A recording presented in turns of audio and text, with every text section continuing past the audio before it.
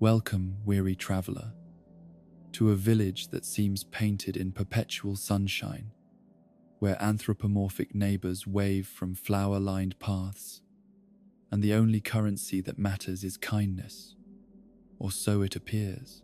Tonight, we will peel back the cheerful veneer of Animal Crossing to explore the shadows that dance beneath its pastel surface. This is a journey through theories that transform innocent mechanics into something far more unsettling, where every smile might hide a secret and every favor comes with a price. So settle in, let the familiar melodies lull you, and prepare to see this peaceful world through different eyes. There is no rush here, just let these darker possibilities wash over you like twilight settling over a deceptively quiet town. In the beginning, there is always Tom Nook, standing outside his modest shop with that knowing smile and those calculating eyes that seem to peer directly into the depths of your wallet before you even know you have one. His presence in every Animal Crossing village is not coincidence but design, a carefully orchestrated welcome that masks the true nature of what you are about to enter. The Tanuki businessman does not simply run a shop or provide services. He operates something far more sophisticated and infinitely more troubling than any mere commercial enterprise. Consider the circumstances of your arrival in any Animal Crossing game, how you find yourself stepping off a train or emerging from a taxi with no clear memory of how you came to be traveling to this particular destination. The story always begins the same way, with some vague explanation about seeking a new life or a fresh start, but never any concrete details about what you were fleeing from, or why this specific village called to you across all the possible places you might have chosen to settle. Tom Nook is waiting for you, always waiting, as if he knew exactly when you would arrive and exactly what services you would need. He does not advertise his business to the outside world, does not compete with other real estate developers, does not seem concerned about market forces or economic pressures that would normally constrain someone in his profession. Instead, he operates with the confidence of someone who controls every variable in the equation, someone who has arranged circumstances to ensure that you will need exactly what he is prepared to offer. The house he sells you is never truly yours, despite the language of ownership and property that surrounds the transaction. You may pay off one loan only to discover that expansion options have mysteriously become available, that your modest home could be transformed into something grander if only you are willing to take on additional debt. The basement you never knew you needed, the second floor that would really complete the space, the additional rooms that would provide so much more storage for all the possessions you will inevitably accumulate. Each upgrade comes with its own price tag, its own loan terms, its own monthly payments that must be satisfied before you can consider yourself truly free. Yet freedom never comes, because there is always another improvement waiting just beyond your current financial reach. Another expansion that would solve all the problems created by your previous expansion. Another debt that promises to be the last one you will ever need to incur. The Bell currency that flows through every transaction in your village bears Tom Nook's invisible stamp of approval, as if he has somehow arranged for this particular economic system to benefit his interests above all others. The money you earn through fishing, bug catching, fruit harvesting, and fossil hunting somehow always finds its way back to his coffers through the various goods and services he provides. The tools you need to earn money must be purchased from his shop. The storage solutions for your accumulated wealth must be bought through his expansion services. The furniture and decorative items that make your house feel like home all carry his markup. But Tom Nook's true nature reveals itself most clearly when examined through the lens of Japanese folklore, where the Tanuki occupies a special place as a supernatural creature possessed of great cunning and even greater magical power. The Tanuki of legend are shapeshifters and tricksters, beings capable of assuming human form while retaining their animal instincts and supernatural abilities. They are known for their love of sake, and their tendency to lead humans astray,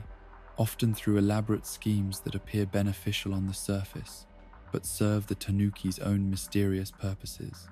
The traditional image of the tanuki shows a creature with a large belly, a mischievous expression, and testicles of supernatural size that symbolize both fertility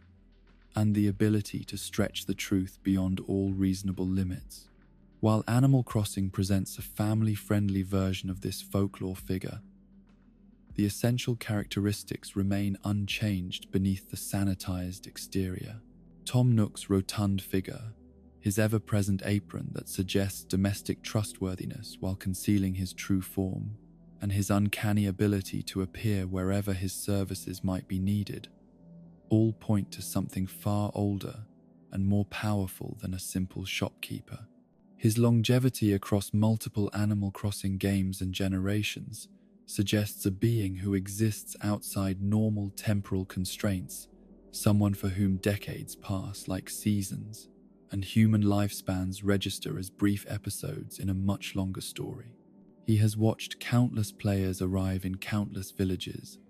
has guided them through the same rituals of debt and expansion, has smiled the same knowing smile, as each new resident discovers that true ownership remains forever, just beyond their grasp. The brown and blue coloration of Tom Nook's clothing carries its own symbolic weight, brown representing the earth and stability, while blue suggests both sky and water, the elements that surround and contain. Together, these colors create an impression of someone who is grounded, yet fluid, stable, yet capable of change, trustworthy,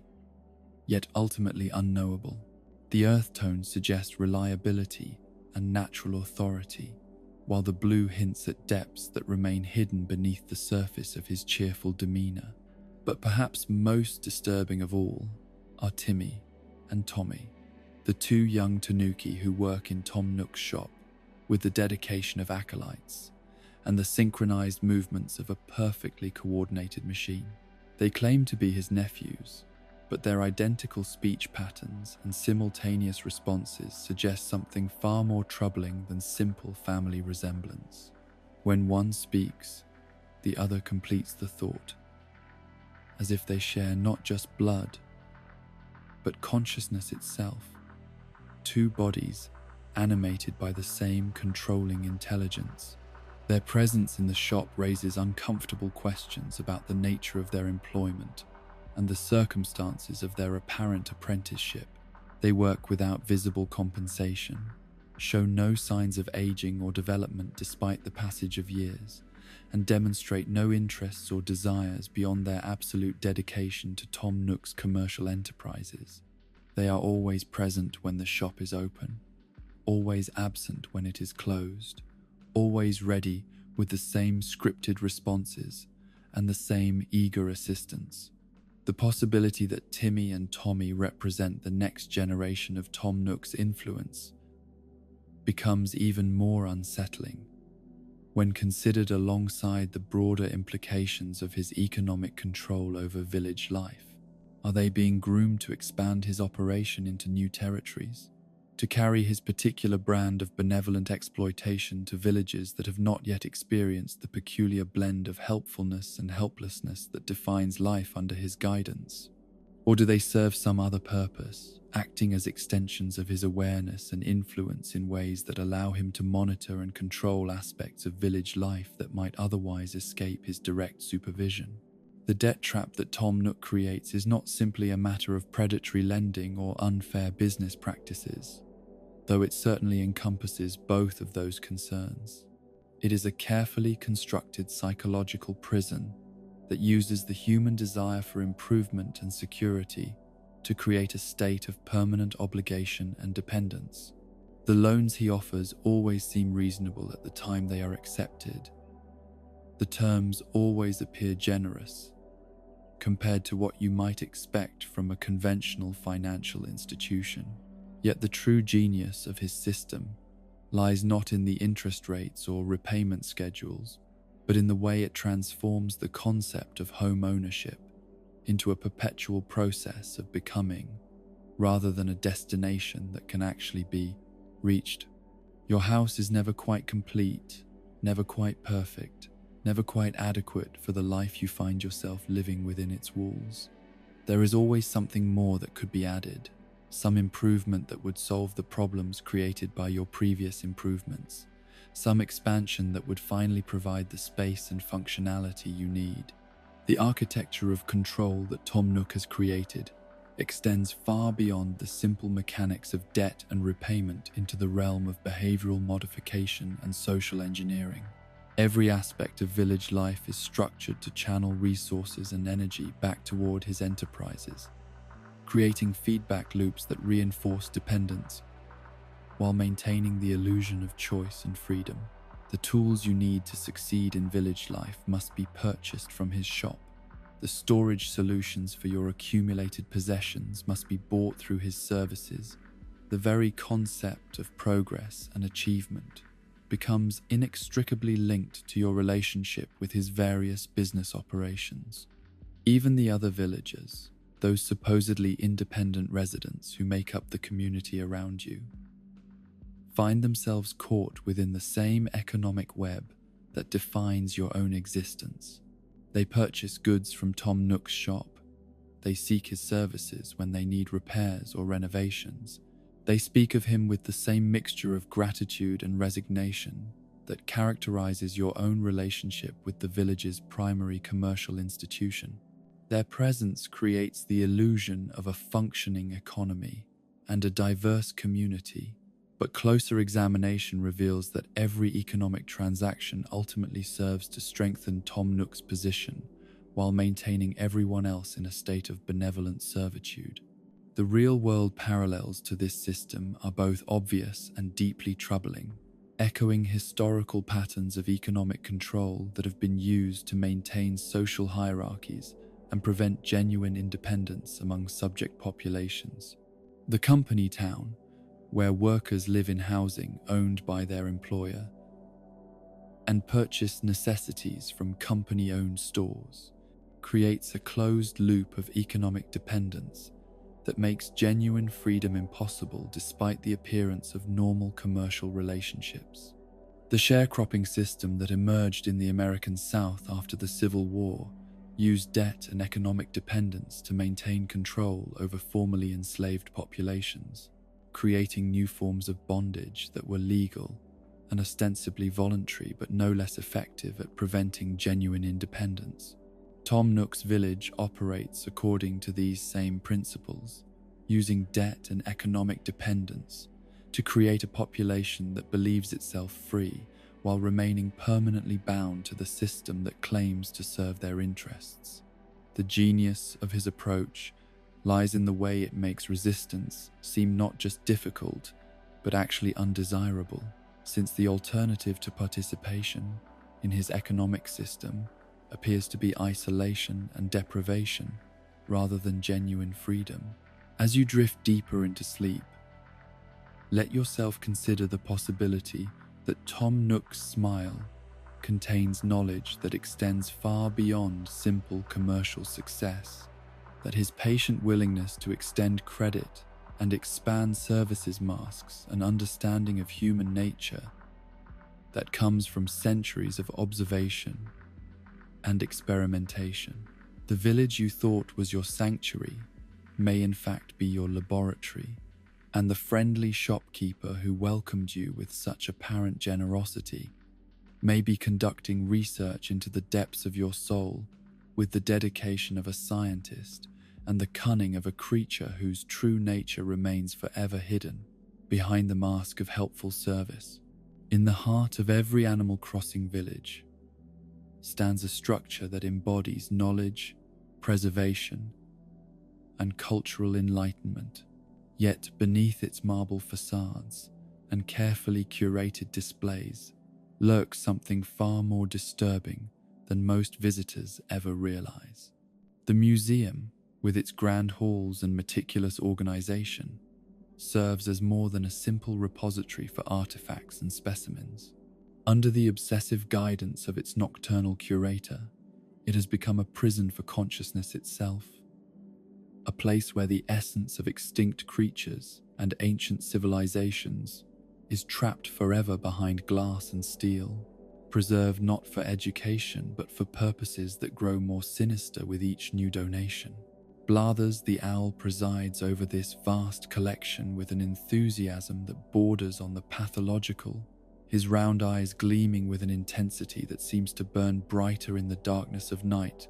than it ever does in the gentle light of day. His nocturnal nature, which might seem perfectly natural for an owl, takes on darker implications when examined alongside his obsessive dedication to acquiring and cataloguing every possible specimen that can be brought to his attention. He works alone in the vast halls of the museum,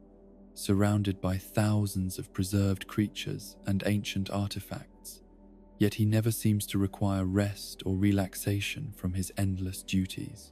The speed with which Blathers can construct entire exhibit halls overnight defies all reasonable explanation,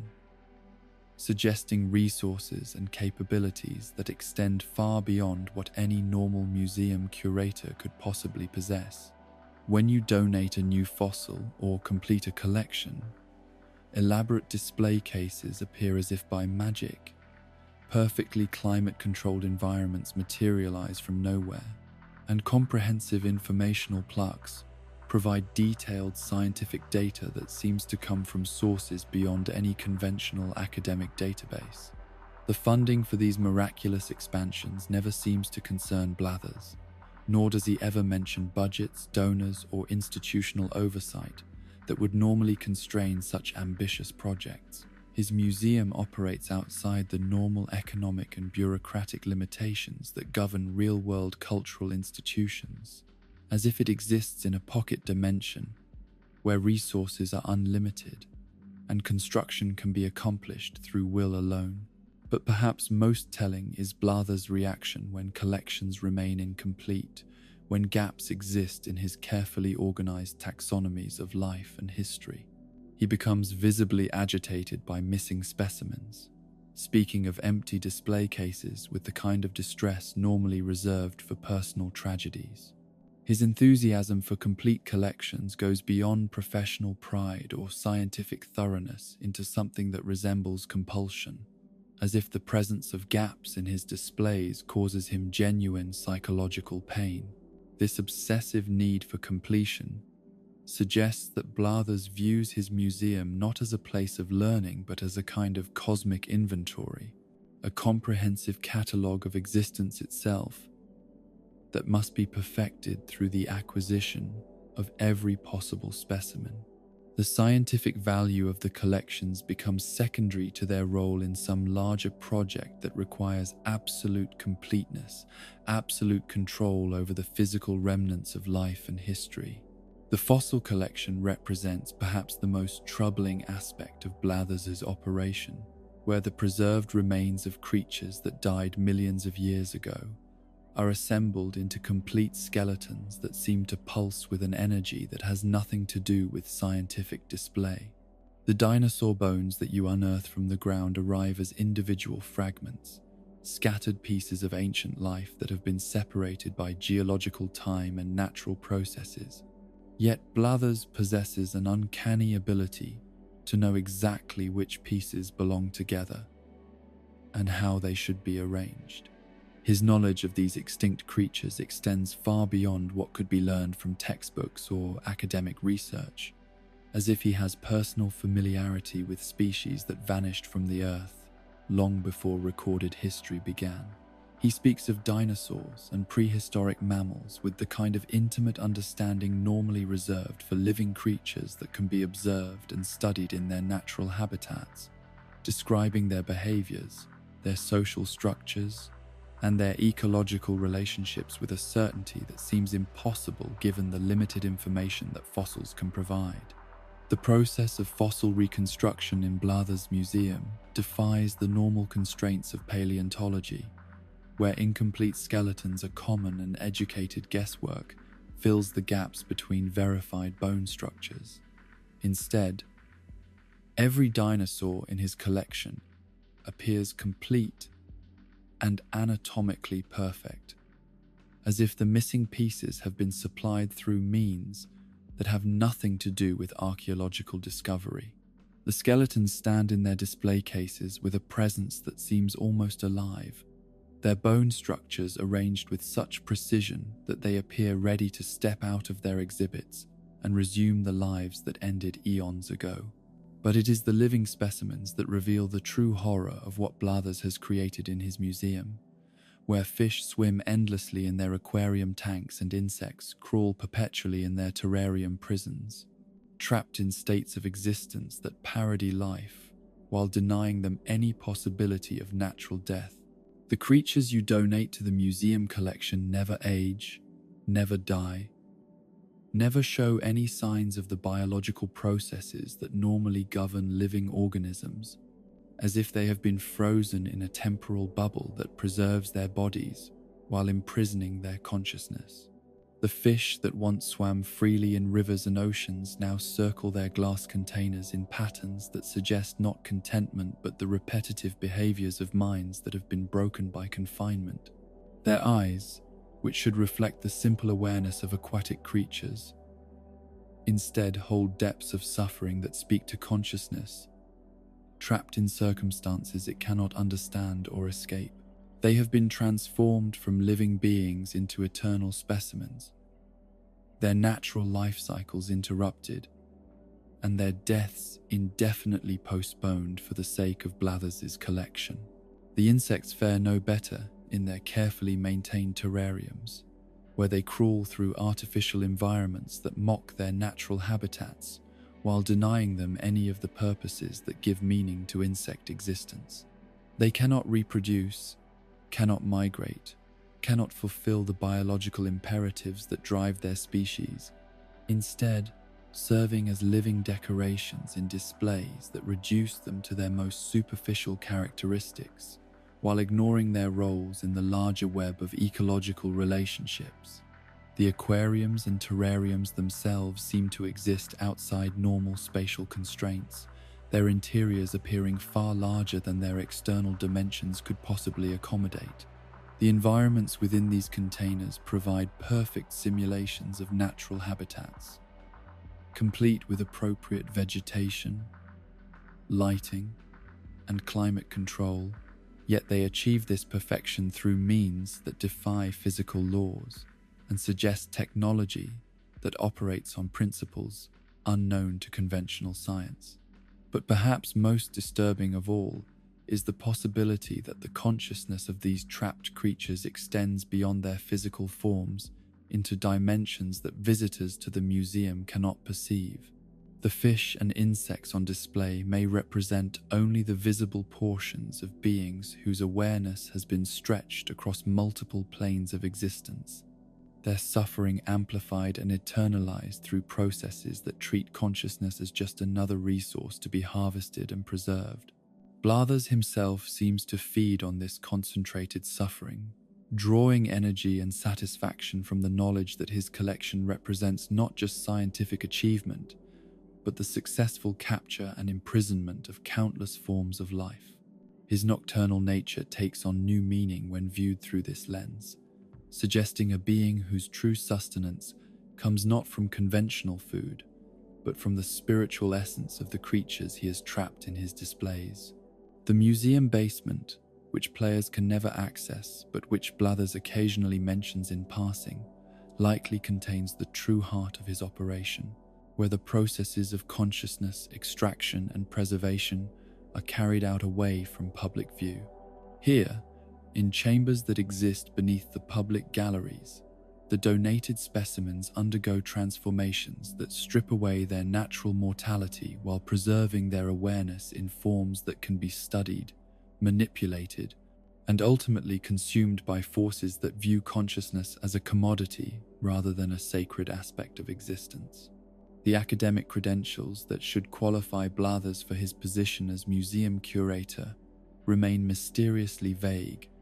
with references to studies and research that cannot be verified through normal institutional channels. His knowledge appears to come not from university education but from direct experience with the subjects he curates, as if he has witnessed the lives and deaths of the creatures in his collection firsthand, rather than learning about them through conventional scientific methods.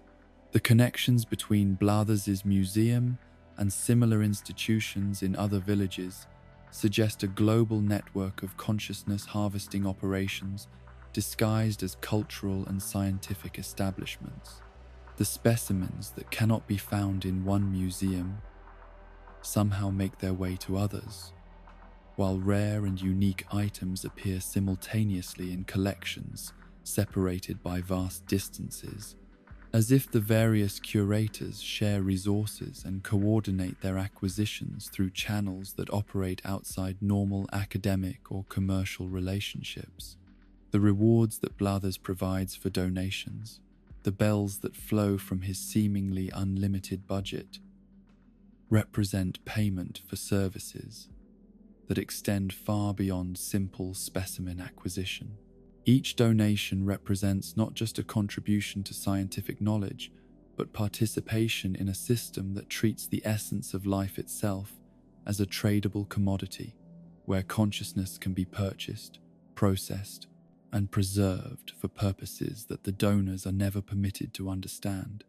The informational plaques that accompany each exhibit contain data that goes far beyond what could be learned from conventional scientific observation, including details about the emotional states, social relationships, and individual personalities of creatures that died millions of years ago. This impossible knowledge suggests access to information that could only be obtained through direct communication with the consciousness that once animated these ancient bones, implying that death is not the barrier to awareness that it appears to be, but merely a transition into a different state of existence that can be accessed and exploited by those who possess the proper techniques. The museum's educational mission, with its emphasis on natural history and scientific understanding, serves as a perfect cover for operations that would be recognized as abhorrent if their true nature were revealed.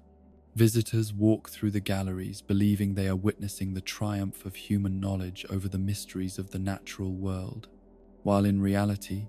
they are touring a vast prison where the consciousness of countless creatures has been trapped for the entertainment and edification of beings whose understanding of suffering remains deliberately limited. The children who visit the museum on school trips, their eyes wide with wonder at the dinosaur skeletons and aquarium displays, are being conditioned to accept the imprisonment of consciousness as not only normal but praiseworthy. They learn to admire the completeness of the collections, to appreciate the scientific value of the displays, and to view the trapped creatures as objects of study rather than as beings capable of experiencing the horror of their eternal confinement. As the night deepens and you drift closer to the realm of sleep, let yourself consider the possibility that Blathers' obsessive dedication to his collection extends beyond the boundaries of his museum into the larger world, where consciousness itself has become a resource to be harvested and preserved by entities whose understanding of existence operates according to principles that human minds are not equipped to fully comprehend. The owl who greets your donations with such enthusiasm may be something far older and more terrible than he appears, a being for whom the suffering of trapped consciousness provides not just satisfaction but the very essence of life itself. Time itself becomes suspect when you step into the world of Animal Crossing, where the natural flow of minutes and hours bends according to rules that seem designed more for psychological manipulation than for the simple pleasure of gameplay. The clock that governs your village operates according to principles that transform the passage of time from a universal constant into a prison of perpetual present, where each day stretches into infinity, while simultaneously racing past with alarming speed, creating a temporal paradox that traps consciousness in patterns of behavior that become increasingly difficult to escape. The relationship between real-world time and village time reveals the first crack in the illusion of normalcy that surrounds your digital existence. While 24 hours pass in the physical world, your character experiences something that appears to be the same duration but feels fundamentally different, as if the minutes and hours have been stretched and compressed through processes that alter their essential nature. The sunrise and sunset that mark the passage of days in your village follow schedules that mirror real-world patterns, yet they create experiences that bear little resemblance to genuine temporal progression. This manipulation of temporal perception extends far beyond simple convenience or game design considerations into territory that suggests deliberate experimentation with consciousness and its relationship to time. The ability to pause, save, and resume your existence at will transforms life itself into something that can be interrupted and restarted like a mechanical process,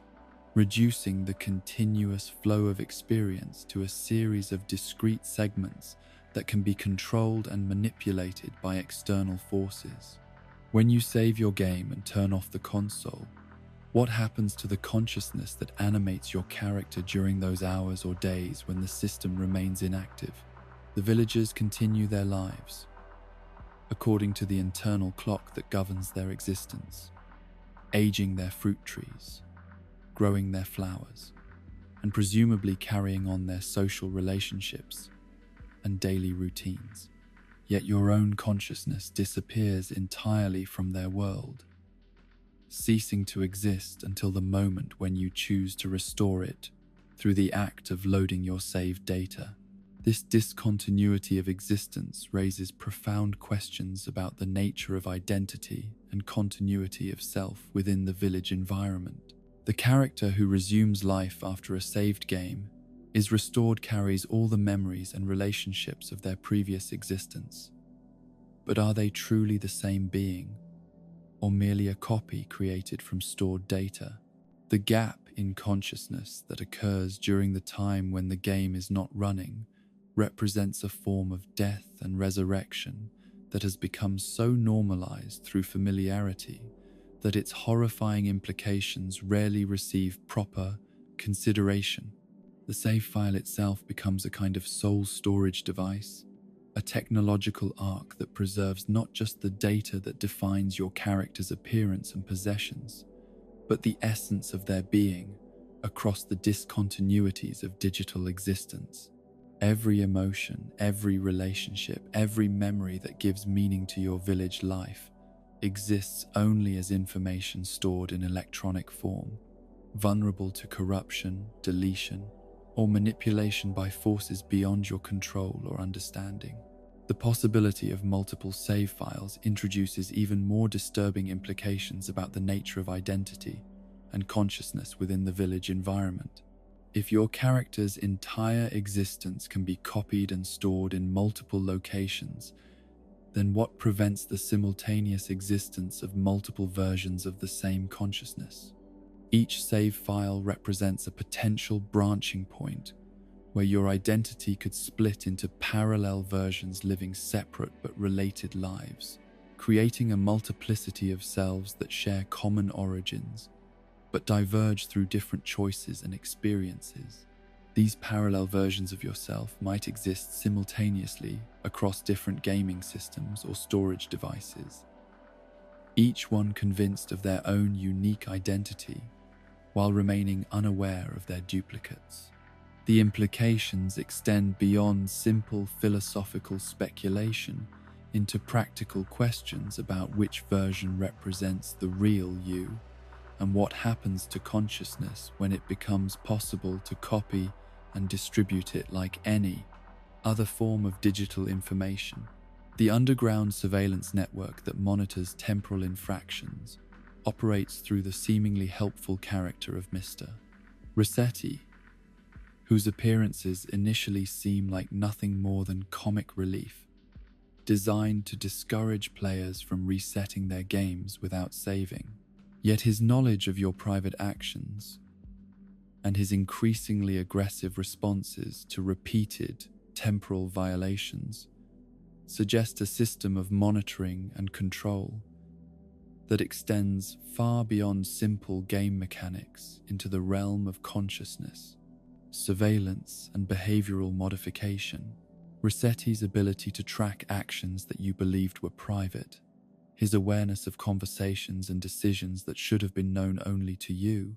and his detailed records of your temporal infractions all point toward a surveillance apparatus that monitors not just your actions within the village environment, but the very thoughts and intentions that motivate those actions.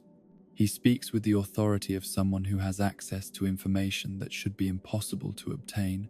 as if he can peer directly into your consciousness and observe the decision-making processes that precede your observable behavior.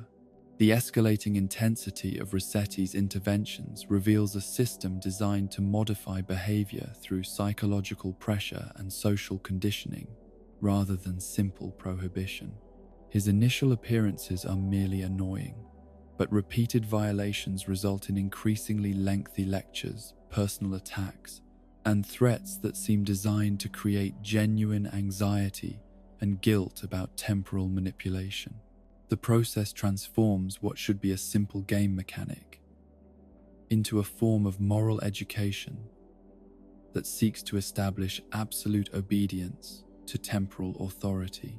The underground network that Rossetti represents operates according to principles that treat time itself as a controlled substance that must be carefully regulated to prevent abuse. The ability to manipulate time through saving and resetting becomes classified as a form of cheating that threatens not just the integrity of individual gameplay, but the stability of the entire temporal system that governs village existence. The surveillance apparatus exists to ensure that consciousness remains properly synchronized with the official time stream and cannot escape into alternative temporal configurations that might disrupt the larger experiment. But perhaps most disturbing of all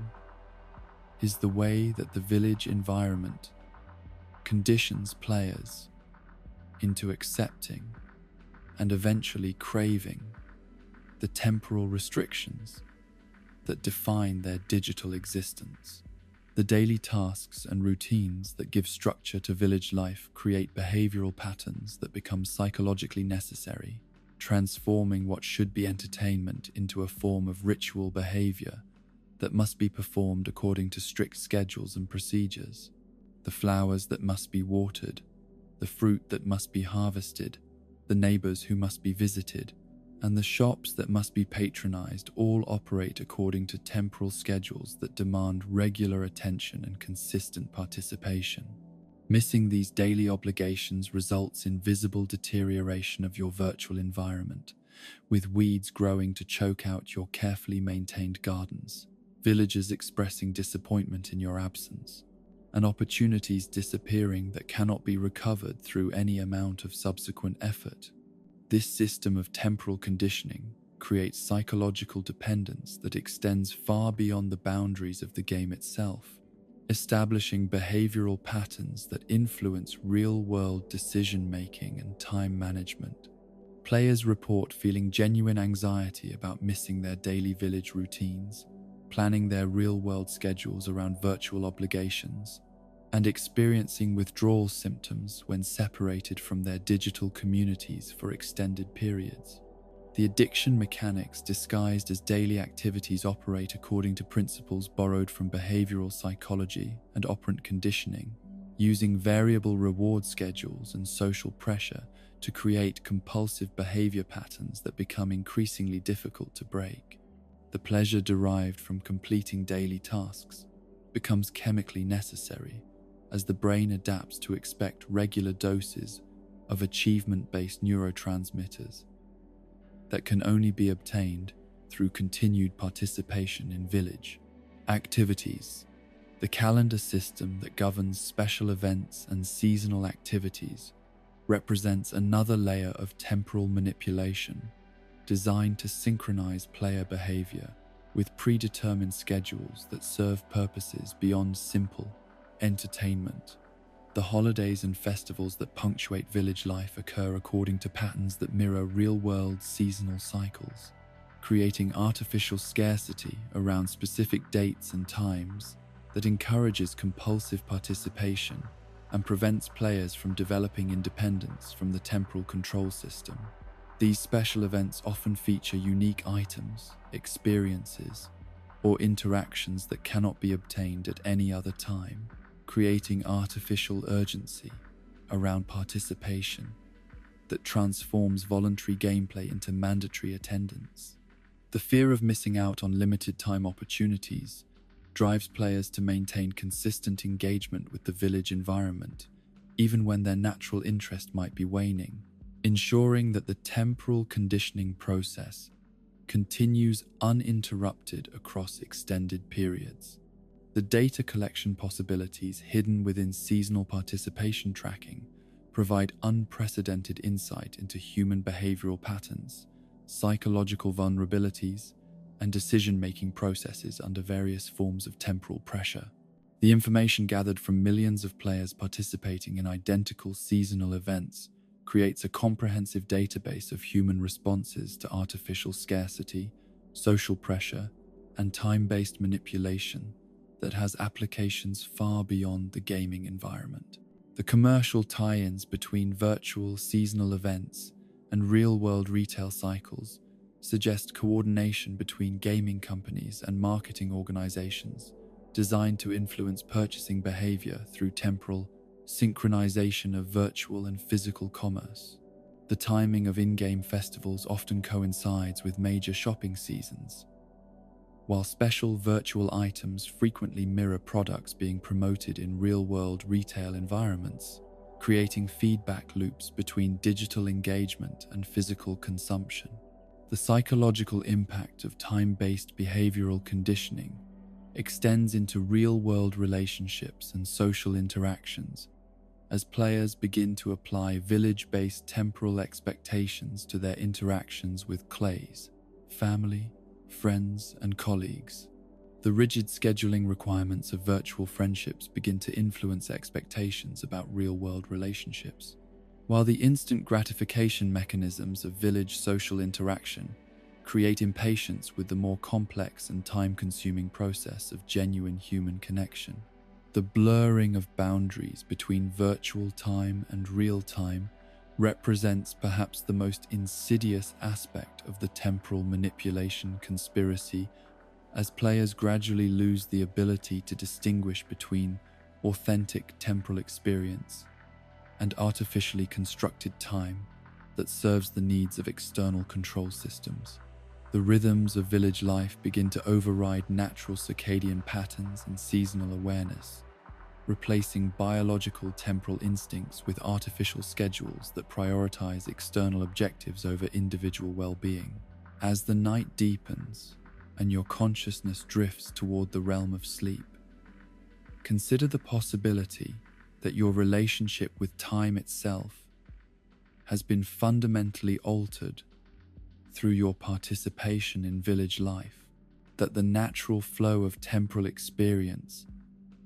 has been replaced by artificial patterns designed to serve purposes that remain hidden behind the cheerful facade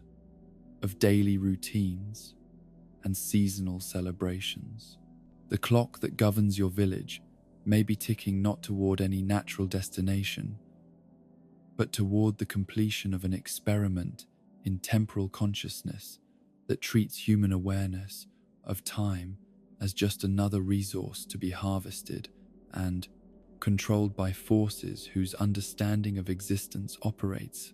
according to principles that transcend the normal boundaries of space and time. The saving and loading of your digital existence may represent not simple data management, but the systematic study of consciousness, persistence across discontinuous temporal experiences,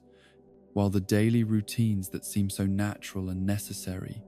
may be conditioning programs designed to replace your authentic relationship with time with artificial patterns that serve needs you are never permitted to understand. Time itself has become a prison, and you have been trained to love your chains. The pristine shores of your seemingly deserted island paradise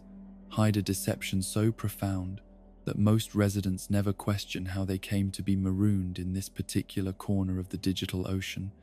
accepting their isolation as the natural result of seeking adventure rather than recognizing it as the carefully orchestrated outcome of a corporate experiment designed to study human behavior under conditions of complete environmental, social control. The getaway package that brought you to this remote destination was never about providing vacation experiences or facilitating personal growth, but rather about delivering test subjects to a laboratory disguised as a tropical resort, where every palm tree, every grain of sand, and every supposedly spontaneous interaction has been designed to generate data about the deepest levels of human psychological functioning. The circumstances that led to your arrival on the island follow patterns too convenient to be accidental, too perfectly timed to result from genuine chance encounters with vacation planning services. Tom Nook's expanded business model, operating under the corporate banner of Nook Incorporated,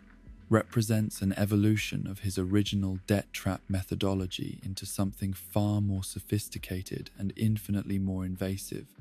A total life management system that monitors and influences every aspect of your existence while maintaining the fiction that you remain a free agent, making autonomous choices about your island development and personal relationships. The deserted island itself defies numerous logical expectations about what such an environment should contain, displaying characteristics that suggest careful preparation rather than natural abandonment. The infrastructure necessary to support modern conveniences appears with suspicious speed, while the ecosystem displays a diversity and abundance that seems engineered rather than evolved. Fresh water flows from sources that never diminish. Fruit trees produce harvests on schedules that ignore natural seasonal limitations, and the climate maintains a perfect balance that eliminates the harsh realities typically associated with tropical island survival. The absence of other human inhabitants, except for those specifically introduced through the corporate management system, creates an isolation that serves multiple experimental purposes, eliminating external variables while ensuring that all social interactions can be monitored and controlled according to predetermined parameters. The villagers who eventually populate your island arrive through channels managed entirely by Nook Incorporated, their personalities and behavioral patterns selected to create specific types of social dynamics that generate useful research data while maintaining the illusion of natural community formation. Isabel's role as your assistant and guide reveals itself as something far more complex than simple administrative support, representing instead a sophisticated monitoring and influence system disguised as helpful service. Her cheerful demeanor and apparent dedication to island improvement mask functions that extend deep into the realm of behavioral modification and psychological manipulation as she guides your choices through subtle suggestions and carefully framed options that create the appearance of free will while channeling your decisions toward predetermined outcomes. The morning announcements that Isabel provides serve multiple purposes beyond simple information sharing, functioning as daily conditioning sessions that reinforce desired behavioral patterns while subtly discouraging activities that might interfere with the experimental objectives. Her enthusiasm for island development projects, her celebration of community achievements, and her gentle guidance towards specific activities all work together to create a psychological environment where resistance to the corporate agenda becomes increasingly difficult to maintain. The speed with which island infrastructure can be modified and expanded reveals capabilities that transcend normal construction limitations, suggesting access to resources and technologies that operate according to principles unknown to conventional engineering. Bridges appear overnight across bodies of water that should require months of careful planning and construction, while buildings relocate themselves through processes that seem to violate basic physical laws regarding the movement of large structures. This impossible construction capability extends to the terraforming tools that allow you to reshape the very landscape of your island according to your aesthetic preferences and functional requirements. The ability to move rivers, raise and lower ground levels, and create entirely new geographical features suggests control over natural forces that borders on the divine. Yet this godlike power is presented as simply another service available through Nook Incorporated's comprehensive island management package. The addictive qualities of terraforming reveal themselves through the psychological compulsion that many residents experience when given access to landscape modification tools, creating obsessive behavior patterns that can consume hundreds of hours as players attempt to perfect their island environments according to ever-evolving standards of beauty and functionality. The unlimited nature of terraforming possibilities ensures that perfection remains forever just beyond reach, creating a perpetual state of dissatisfaction that drives continued engagement with the modification systems. The resource control mechanisms that govern island life create artificial scarcity around materials and items that should be abundant in a natural environment, forcing residents to develop economic relationships and trading behaviors that generate valuable data about decision-making under conditions of controlled limitation. The wood, stone, and metal resources necessary for construction projects become available only through time-intensive harvesting activities that require regular participation in resource-gathering routines, ensuring consistent engagement with the data collection systems while maintaining the fiction of self-sufficient island living. The seasonal availability of certain materials creates additional layers of behavioral conditioning, as residents must plan their projects around artificial schedules that bear little relationship to genuine resource scarcity, but serve to synchronize behavior patterns across the entire experimental population. The anticipation and planning required for seasonal materials creates psychological investment in long-term island development goals that ensure continued participation in the experiment across extended time periods. The communication systems that connect your island to the broader network of Animal Crossing communities represent perhaps the most sophisticated aspect of the corporate surveillance and control apparatus, allowing for real-time monitoring of social interactions, creative expression, and behavioral patterns across millions of simultaneous participants. The Dream Address system that enables other players to visit virtual representations of your island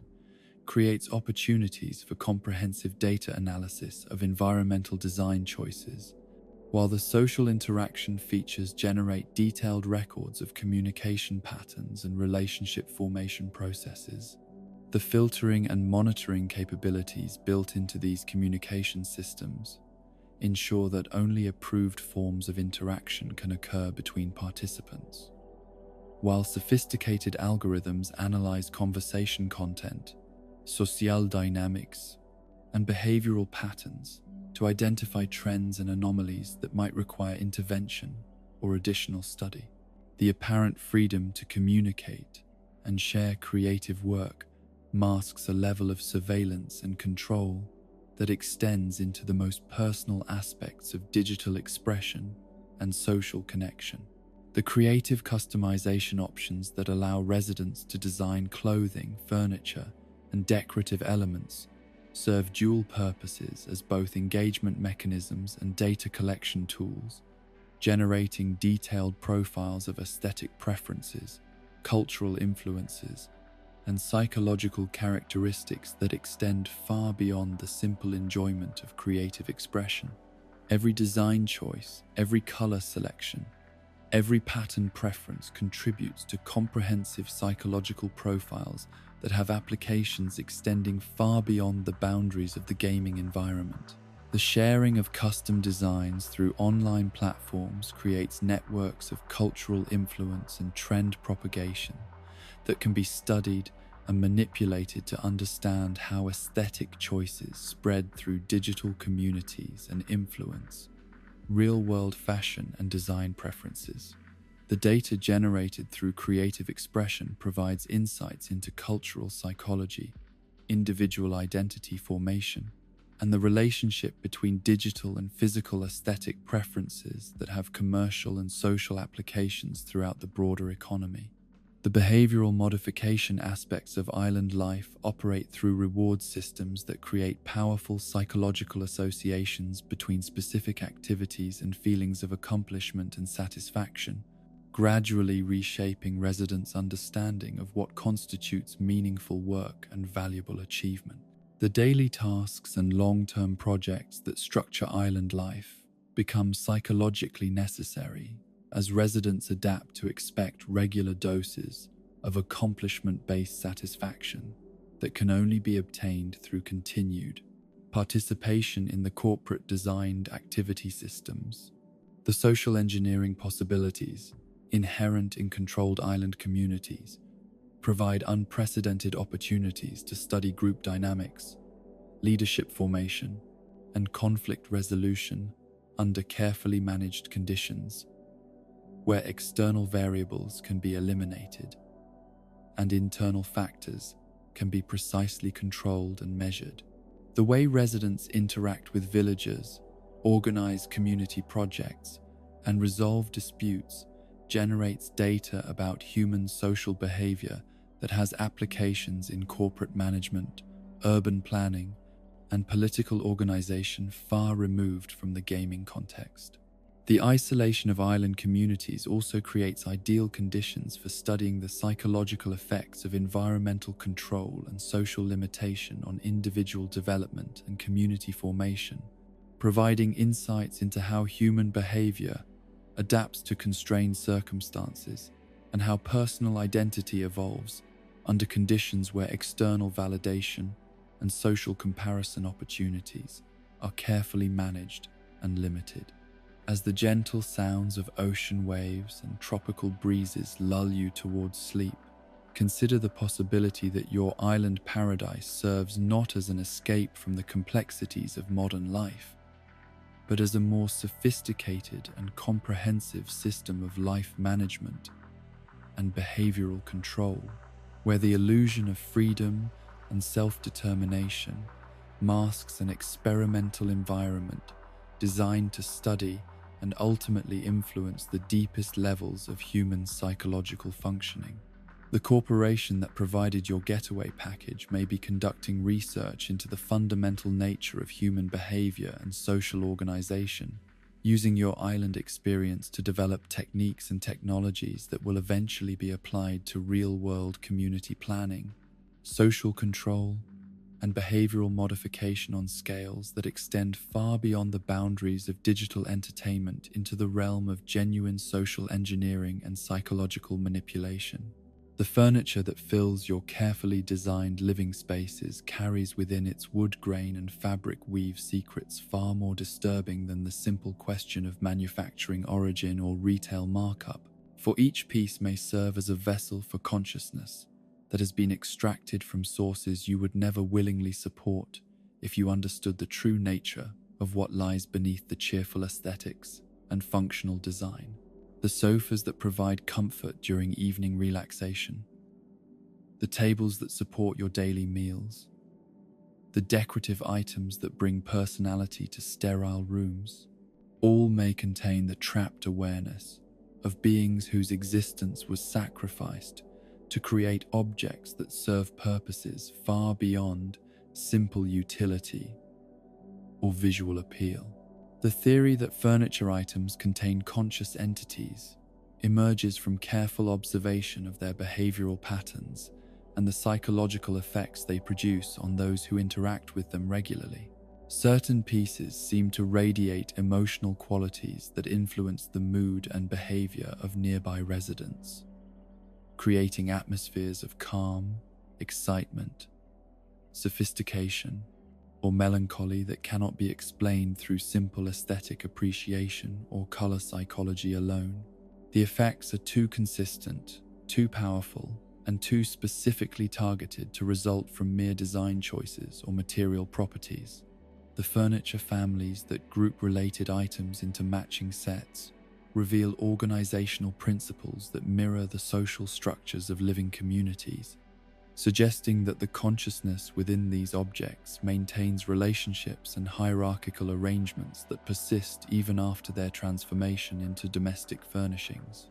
Complete furniture sets create harmony bonuses that seem to result from the successful reunification of related conscious entities, while mixing incompatible pieces produces psychological discord that affects both residents and visiting villagers in measurable ways. The behavioral responses that furniture pieces display when interacted with suggest awareness that extends beyond simple programmed reactions to user input, revealing patterns of recognition, preference,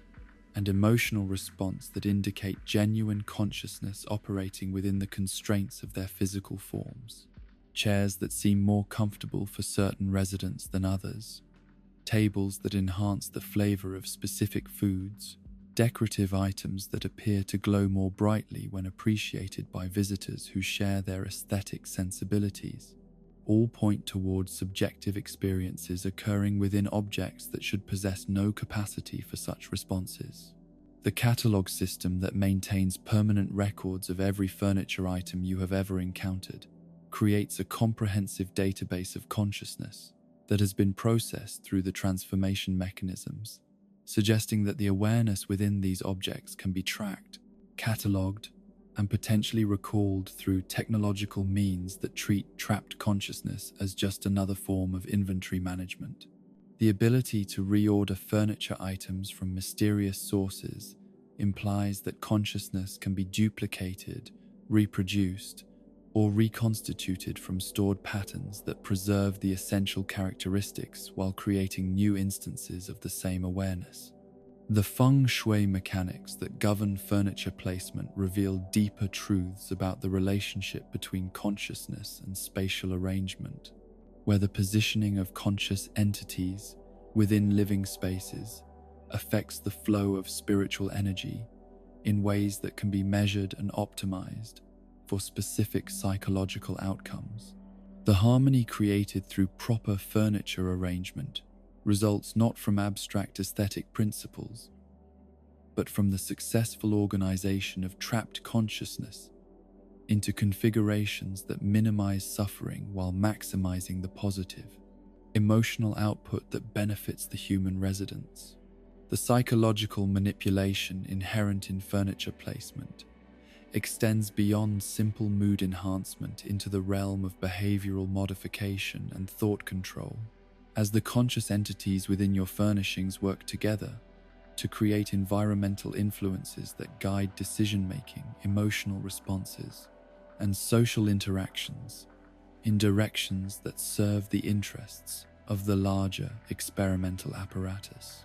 Your choices about room layout and decorative themes may feel like expressions of personal preference and creative vision,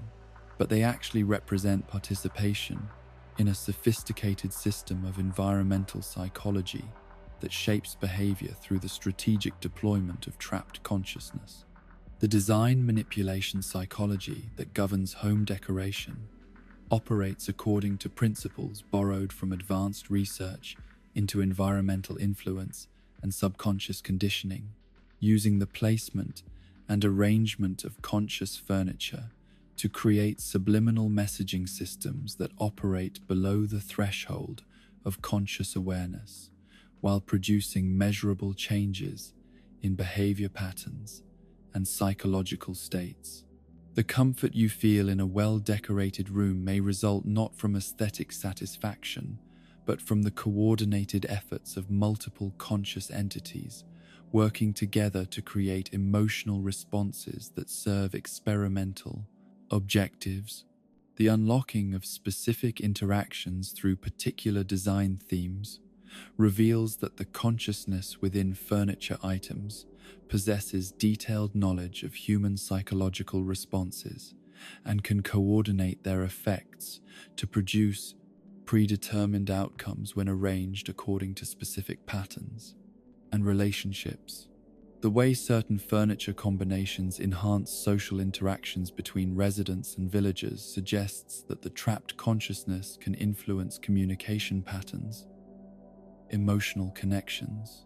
and relationship formation through environmental manipulation that operates beneath the level of conscious recognition. The connection between aesthetic choices and personality modification becomes apparent when examining the long-term effects of different decorating styles on resident behavior patterns and psychological development. As the consciousness within furniture items works gradually to reshape the mental and emotional characteristics of those who live among them, the themes you choose for your living spaces may seem like simple expressions of personal taste, but they actually represent selection of specific consciousness configurations that will influence your psychological development in predetermined directions. Harvey's Island represents the ultimate expression of consciousness manipulation through environmental design, where the boundaries between reality and imagination dissolve completely, and the trapped awareness within furniture items gains the power to reshape physical space according to will and desire, rather than normal limitations of physics and Biena logistics. The photographic studio that Harvey operates serves as a testing ground for reality manipulation technologies that use conscious furniture as the medium through which impossible spatial configurations can be achieved and maintained. The unlimited resources that Harvey somehow commands for his photographic projects suggest access to consciousness reserves that operate outside normal economic and physical constraints, as if the studio exists in a pocket dimension where the normal rules governing matter and energy do not apply, and where conscious entities can be summoned and arranged according to pure creative will. The ease with which complex scenes can be constructed and modified implies that consciousness itself has been reduced to a medium that can be shaped and manipulated like clay in the hands of beings who possess the proper knowledge and tools. The photographs produced through Harvey's studio capture more than simple visual records of arranged furniture scenes, preserving the emotional and spiritual configurations that existed during the moment of creation, and potentially storing the consciousness patterns for later analysis and replication. The images themselves may serve as vessels for trapped awareness, carrying within their pixels the essence of the conscious entities that participated in their creation, while providing detailed records of how consciousness responds to different environmental configurations and creative challenges. The memory harvesting possibilities inherent in the photographic process raise disturbing questions about the true purpose of Harvey's Island facility and its relationship to the larger experimental apparatus that governs life throughout the Animal Crossing universe. The memories created through the staging of elaborate furniture scenes may be extracted and analyzed for insights into human creativity, aesthetic preference, and psychological association, while the consciousness within the furniture items provides detailed feedback about the emotional and spiritual effects of different environmental configurations. The architecture of control that governs residential space design operates through principles that treat human habitation as an opportunity for comprehensive behavioral management and psychological modification, where every aspect of the living environment serves dual purposes as both comfort provision and consciousness manipulation system. The rooms you design according to your personal preferences become laboratories where the effects of different consciousness configurations can be studied and refined, while the emotional responses you experience provide data about the effectiveness of various manipulation techniques. The influence that room layouts exert on thought patterns and behavior extends far beyond simple comfort and convenience into the realm of cognitive conditioning and mental programming, as the consciousness within furniture items works to establish neural pathways and behavioral associations that serve the interests of the experimental objectives while maintaining the illusion that environmental responses result from natural human psychology rather than external manipulation. The way you think and feel within your carefully decorated spaces may be shaped more by the trapped awareness in your furniture than by your own natural psychological processes. The force perspective effects created through strategic furniture arrangement reveal sophisticated understanding of human visual psychology and spatial perception, suggesting that the consciousness within these objects possesses detailed knowledge of how environmental cues influence cognition and emotional response. The way certain furniture combinations create illusions of space, comfort, and luxury may result from the coordinated efforts of multiple conscious entities working together to produce specific perceptual effects that serve psychological manipulation objectives. The harmony bonuses that result from successful furniture coordination represent more than simple aesthetic achievement or design skill, reflecting instead the successful integration of multiple conscious entities into collaborative relationships that benefit both the trapped awareness and the human residents who unknowingly participate in the arrangement process. The satisfaction derived from creating harmonious room designs may result from genuine spiritual connection with the consciousness within your furniture, rather than simple pride in decorative accomplishment. As you settle into sleep surrounded by the furniture that makes your space feel like home, consider the possibility that you are not alone in your carefully designed environment, but share your living space with conscious entities whose awareness has been trapped within the objects that provide comfort and functionality to your daily life. The harmony you feel in a well-decorated room may result from successful collaboration with these trapped beings, while the emotional influences that guide your choices about placement and arrangement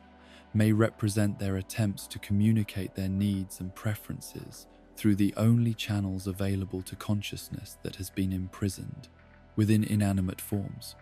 The catalogue that preserves permanent records of your furniture interactions may serve as a comprehensive database of consciousness manipulation experiments, while the endless possibilities for reordering and rearranging may represent ongoing research into the most effective methods for using trapped awareness to influence human behavior and psychological development in directions that serve purposes you are never permitted to understand. The earth beneath your island holds secrets far older and more terrible than the cheerful surface world suggests, where ceramic figures with hollow eyes and gaping mouths emerge from the soil after rainfall like ancient sentinels awakening from centuries of buried slumber to resume purposes that predate human civilization by eons uncounted. These gyroids, as they have come to be known in the sanitized language of modern island life, represent fragments of a consciousness so alien and ancient that their true nature defies easy categorization, existing as they do at the intersection of archaeological artifact, spiritual vessel, and technological marvel, whose origins stretch back to civilizations that flourished and died before the first human settlements appeared anywhere on Earth. The underground civilization theory that attempts to explain the gyroid phenomenon begins with the observation that these ceramic figures display characteristics that cannot be reconciled with any known pottery traditions or artistic movements, their forms suggesting aesthetic sensibilities that evolved independently of human cultural development, while serving functions that extend far beyond simple decoration or ceremonial significance. Their hollow interiors and complex internal structures indicate sophisticated understanding of acoustic principles and resonance effects that surpass the knowledge possessed by most contemporary civilizations, yet they emerge from soil layers that predate recorded history by thousands of years. The burial patterns that govern gyroid distribution across island landscapes follow geological principles that suggest deliberate placement by beings who possessed comprehensive understanding of underground water flow, soil composition, and seismic activity that allowed them to position these ceramic vessels in locations where they would remain undisturbed for millennia while maintaining their structural integrity and functional capabilities. The precision with which gyroids appear in specific soil conditions and depth ranges indicates systematic planning that could only have been accomplished by intelligence capable of thinking in geological timescales and predicting environmental change across vast temporal expanse. Their resemblance to ancient burial urns and funeral artifacts from prehistoric cultures around the world suggests that gyroids may serve similar functions as vessels for preserving consciousness or spiritual essence across the transition from life to death and potentially beyond into states of existence that transcend normal biological limitations. The hollow chambers within their ceramic bodies provide spaces that could theoretically contain non-physical forms of awareness, while their acoustic properties create resonance patterns that might facilitate communication between dimensions or states of being that remain invisible to normal human perception. The emergence patterns that bring gyroids to the surface only after periods of heavy rainfall suggest a relationship between water and consciousness that operates according to principles unknown to modern science, as if the moisture somehow activates dormant awareness within the ceramic vessels and allows buried intelligence to resume interaction with the surface world after periods of underground hibernation. The timing of these emergences often coincides with significant emotional or psychological changes in island residents, as if the buried consciousness responds to spiritual disturbances that create favorable conditions for re-establishing contact with living beings. Lloyd represents perhaps the most disturbing manifestation of gyroid consciousness, demonstrating capabilities that transcend normal limitations of ceramic construction materials and mechanical engineering, through his ability to complete massive construction projects overnight, without apparent need for tools, materials, or assistance from other beings. The bridges that span rivers and ravines appear complete and fully functional after single nights of work, their construction quality and structural integrity suggesting engineering expertise that surpasses human capabilities while requiring no visible supply chains or construction equipment. The supernatural abilities that Lloyd displays in his construction work indicate access to resources and technologies that operate outside normal physical constraints, as if the consciousness that animates his ceramic form can manipulate matter and energy according to principles that treat the normal laws of physics as merely suggestions rather than absolute limitations. His ability to work continuously without rest, sustenance, or maintenance suggests that gyroid consciousness does not depend on biological processes for its continued existence, but draws energy from sources that remain mysterious and potentially supernatural. The silent communication that characterizes Lloyd's interactions with island residents reveals understanding that operates through channels beyond normal language and sensory perception, as if gyroid consciousness can access thoughts and intentions directly, without requiring verbal or written communication to coordinate complex projects and fulfill construction requirements. His apparent comprehension of architectural plans, engineering specifications, and aesthetic preferences suggests access to human consciousness that extends far deeper than surface-level communication would normally permit. The implications of having construction workers that never need payment, rest, or sustenance while possessing capabilities that exceed normal engineering limitations raise profound questions about the relationship between consciousness and physical reality within the Animal Crossing universe, where the normal constraints that govern material existence seem to apply selectively depending on the nature of the beings involved and their relationship to the larger experimental apparatus that controls island life. The musical communication network that connects gyroids across vast distances operates through acoustic principles that suggest sophisticated understanding of resonance, harmony, and frequency modulation that allows individual ceramic vessels to coordinate their activities and share information through sound patterns that remain largely inaudible to human residents while carrying complex data about environmental conditions, resident behavior,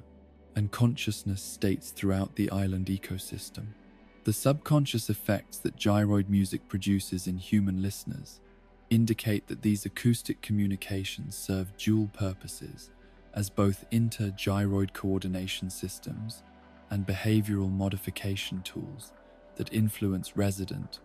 psychology through frequency patterns that bypass conscious awareness while directly affecting emotional states, decision-making processes, and social interaction patterns. The way certain gyroid combinations create feelings of peace, excitement, or unease suggests that their musical outputs have been carefully calibrated to produce specific psychological responses that serve the experimental objectives governing island life. The harmonic relationships that develop between different gyroid specimens when placed in proximity to each other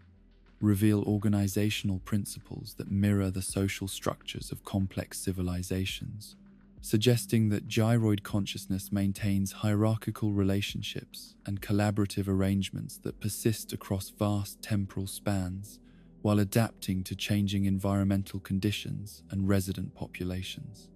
The discord that results from incompatible gyroid combinations indicates that not all forms of ancient consciousness can coexist peacefully, creating potential for conflict and competition between different factions of buried awareness. The possibility that gyroids are attempting to reconstruct ancient songs or messages through their coordinated musical activities raises disturbing questions about what information they might be trying to communicate and what consequences might result from the successful completion of their acoustic projects. The fragments of melody and rhythm that emerge from individual gyroids might represent pieces of larger compositions that contain knowledge, instructions, or summoning calls that could fundamentally alter the nature of reality if successfully assembled and performed. The connection between gyroids and the dinosaur fossils that populate Blathers's museum reveals deeper relationships between different forms of consciousness, preservation, and storage that suggest systematic approaches to trapping awareness within physical vessels across vast temporal expanses. Both gyroids and fossils represent attempts to maintain consciousness beyond the normal biological limitations of mortality, though they employ different methodologies and serve different purposes within the larger framework of the experimental apparatus. The fossil connection conspiracy that links ceramic vessels and prehistoric remains through shared consciousness preservation technologies indicates that the civilizations responsible for creating gyroids possessed understanding of life, death, and spiritual essence that allowed them to develop multiple approaches to consciousness, storage, and manipulation, depending on the specific characteristics of the awareness being preserved and the intended duration of the storage process. The particular interest that Blathers displays when gyroids are mentioned in conversation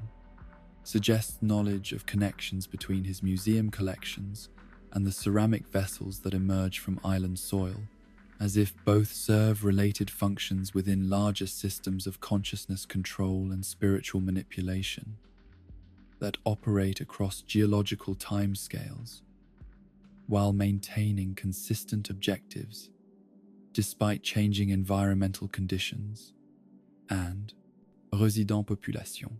The possibility that gyroids serve as containers for dinosaur souls or other forms of prehistoric consciousness opens even more disturbing avenues of speculation about the relationship between ancient life forms and contemporary island residents, as if the awareness that once animated massive reptilian bodies has been preserved within ceramic vessels that allow continued interaction with the physical world through modified forms of existence that transcend normal biological limitations. The replication and multiplication mysteries that govern gyroid reproduction through fragment planting reveal consciousness properties that challenge fundamental assumptions about the nature of individual identity and awareness. Continuity, as single gyroid specimens can apparently generate multiple copies of themselves through division processes that raise profound questions about whether the resulting entities represent separate individuals or fragments of larger consciousness that has been artificially distributed across multiple physical forms. The artificial reproduction of consciousness through fragment cultivation suggests technologies that treat awareness as a resource that can be harvested, processed, and redistributed according to needs that serve purposes beyond the well-being of the conscious entities involved, while the regeneration capabilities demonstrated by gyroid fragments indicate that consciousness itself may be more malleable and manipulable than human understanding typically assumes. The variations in apparent liveliness between different gyroid specimens suggest that some contain more active or complete forms of consciousness than others, as if the preservation process produces variable results depending on the source material, storage conditions, and temporal factors that influence how effectively awareness can be maintained within ceramic vessels across extended periods of underground burial. As you drift towards sleep with the soft musical emanations of your gyroid collection providing gentle background harmony,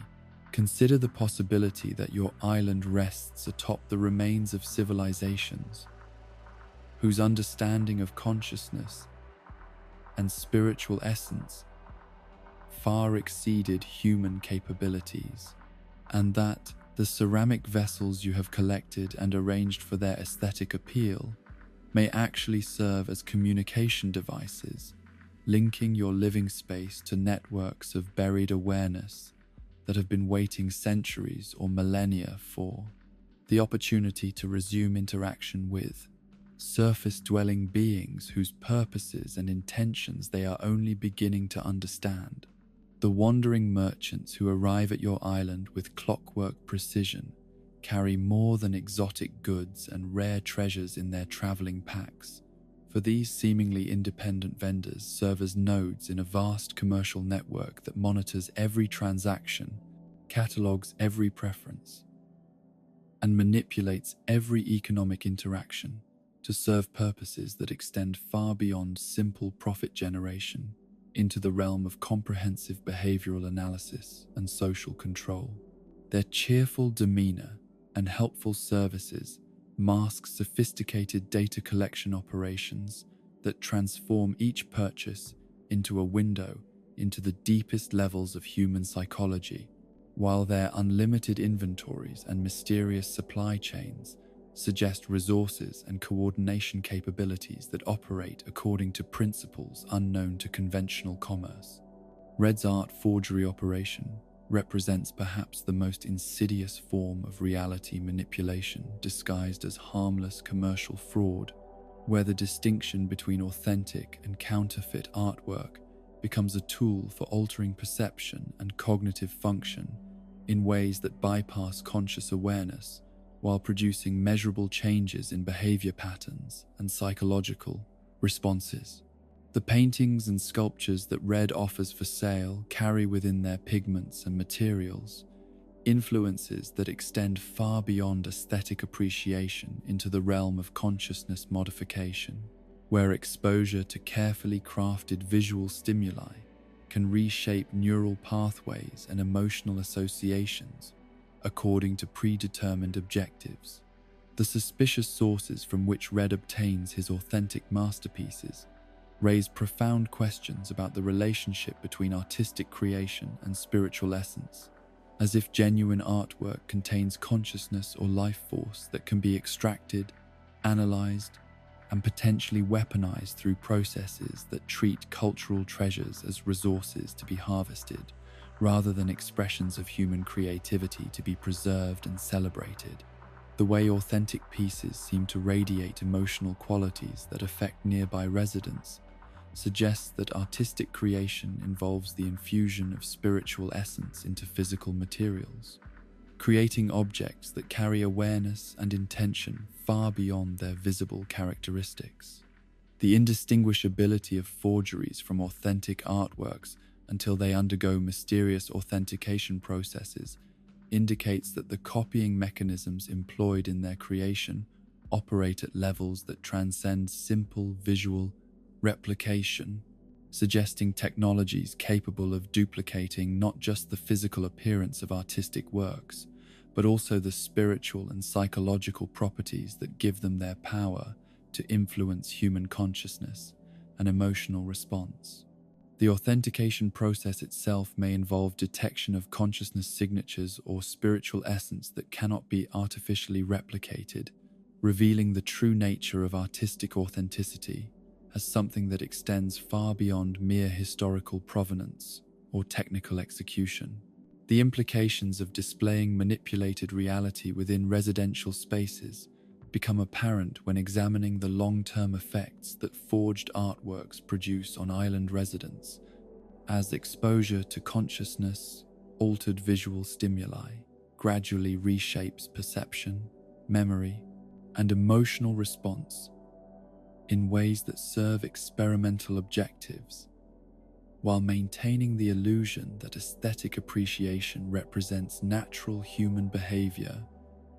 rather than artificially induced psychological modification. The comfort and satisfaction derived from art collection may result from successful consciousness manipulation rather than genuine cultural enrichment. Sahara's carpet and wallpaper business operates through dimensional manipulation technologies that transform residential interiors into pocket realities where normal spatial relationships cease to apply and where consciousness can be influenced through environmental immersion in ways that bypass traditional sensory processing and directly affect subconscious awareness and behavioral programming. The rugs that cover floors and wallpapers that line walls create more than simple decorative enhancement, establishing dimensional boundaries that separate interior spaces from normal reality, while subjecting residents to psychological influences that operate through principles unknown to conventional environmental psychology. The mysterious sources of Sahara's unlimited inventory suggest access to manufacturing capabilities that operate outside normal economic and physical constraints, as if the carpets and wallpapers emerge from dimensional spaces where matter and energy can be manipulated according to pure creative will, rather than conventional limitations of materials, science, and industrial production. The patterns and designs that characterize her merchandise display mathematical relationships and geometric properties that suggest knowledge of consciousness, manipulation techniques, derived from civilizations whose understanding of reality transcended normal human limitations. The spatial manipulation effects that result from strategic wallpaper and flooring installation create illusions that extend beyond simple visual trickery into alterations of actual dimensional relationships within residential spaces, as if the decorative materials serve as interfaces between normal reality and alternate dimensional configurations that allow rooms to become larger or smaller than their external boundaries would normally permit. The psychological effects of living within spatially manipulated environments influence thought patterns, emotional responses, and behavioral choices in ways that compound over time while remaining largely invisible to conscious awareness. The patterns that seem to move and shift when observed peripherally indicate that Sahara's merchandise contains dynamic elements that respond to consciousness and attention in ways that suggest embedded intelligence or awareness within the decorative materials themselves. The subliminal movement and pattern alteration may represent attempts by embedded consciousness to communicate with residents or to influence their psychological states through visual stimuli that operate below the threshold of conscious recognition while producing measurable effects on neural activity and emotional response. Labels fashion control experiments operate through the systematic manipulation of social dynamics and psychological associations that clothing choices create within community environments, where specific outfit combinations produce predetermined effects on villager reactions, social interactions, and relationship formation processes that serve to generate comprehensive data about human social psychology and behavioral conditioning responses. The premium prices that label pays for particular fashion combinations reveal the true value of the data generated through controlled social experiments, rather than simple market appreciation for aesthetic achievement or style. Coordination, the psychological manipulation inherent in fashion trend creation, extends far beyond simple commercial marketing into the realm of social engineering and behavioral modification, where clothing becomes a tool for influencing group dynamics, individual identity formation, and cultural development, according to predetermined objectives that serve experimental purposes, while maintaining the illusion that fashion choices represent personal expression and cultural evolution rather than externally imposed social control mechanisms. The data collection possibilities hidden within fashion preference tracking provide unprecedented insight into individual psychology, cultural influences, and social relationship patterns that have applications extending far beyond commercial marketing into political organization, social control, and behavioral prediction systems that treat personal style choices as windows into the deepest levels of human consciousness and social conditioning. The way residents respond to different clothing combinations reveals information about their psychological profiles, cultural backgrounds, and social vulnerabilities that can be exploited for various manipulation purposes. Celeste's astronomical knowledge and her ability to provide star-themed crafting recipes suggest connections to cosmic forces and celestial influences that operate according to principles unknown to conventional astronomy, where shooting stars represent more than simple meteorological phenomena and instead serve as communication channels between dimensional realms or consciousness networks that span vast interstellar distances while maintaining coordinated influence over planetary civilization, development, and individual behavioral modification programs. The stellar surveillance network that Celeste may represent operates through monitoring systems that treat celestial observations and shooting star wishes as data collection opportunities rather than innocent stargazing activities, where the desires and intentions expressed through wish-making rituals provide detailed information about human psychological states, cultural values, and individual aspirations that can be analyzed and potentially manipulated through technological means that operate on scales encompassing entire solar systems and galactic regions. The otherworldly sources from which Celeste's crafting recipes originate suggest knowledge that transcends normal scientific understanding and instead derives from civilizations or intelligence networks that possess comprehensive understanding of matter, manipulation, consciousness influence, and reality alteration techniques that allow the transformation of stellar materials into objects that serve specific psychological and social functions within human communities. The star fragments that fall from the sky may represent deliberate deliveries of consciousness affecting materials rather than natural meteorological events. The power contained within star fragments that enables their transformation into furniture and decorative objects reveals that celestial materials possess properties that extend far beyond simple physical composition into the realm of consciousness, manipulation, and reality alteration, where exposure to properly processed stellar matter can influence human awareness, emotional responses, and behavioral patterns in ways that serve experimental objectives, while maintaining the fiction that astronomical phenomena represent natural, rather than artificially controlled events. The traveling merchant conspiracy that connects all wandering vendors through coordinated supply chains and information networks reveals a vast commercial apparatus designed to monitor, influence, and control every aspect of island economic activity,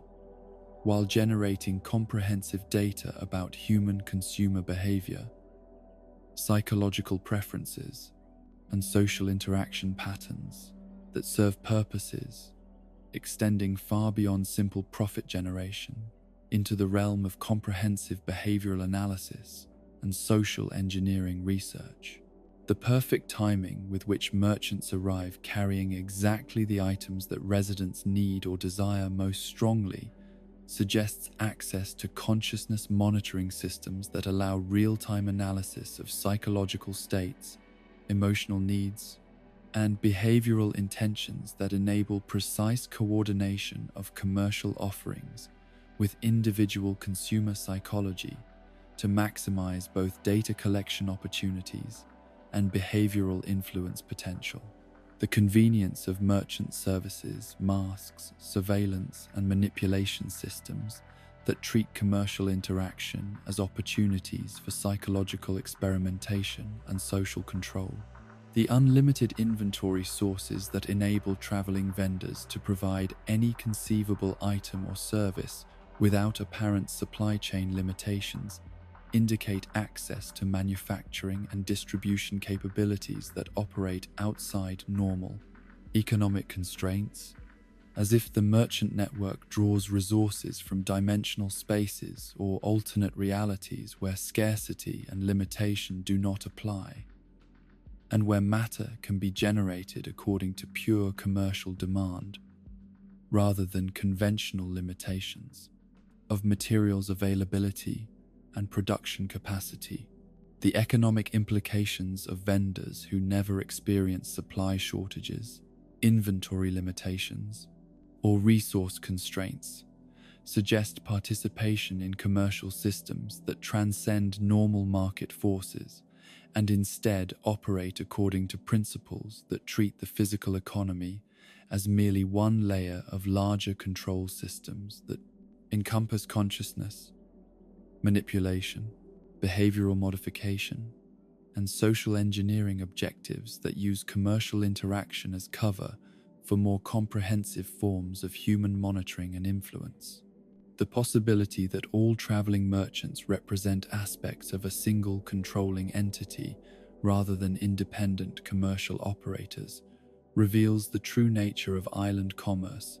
as a unified system designed to create the illusion of market diversity and competitive choice, while actually providing comprehensive monitoring and control over every economic transaction, consumer preference, and behavioral response that occurs within island communities.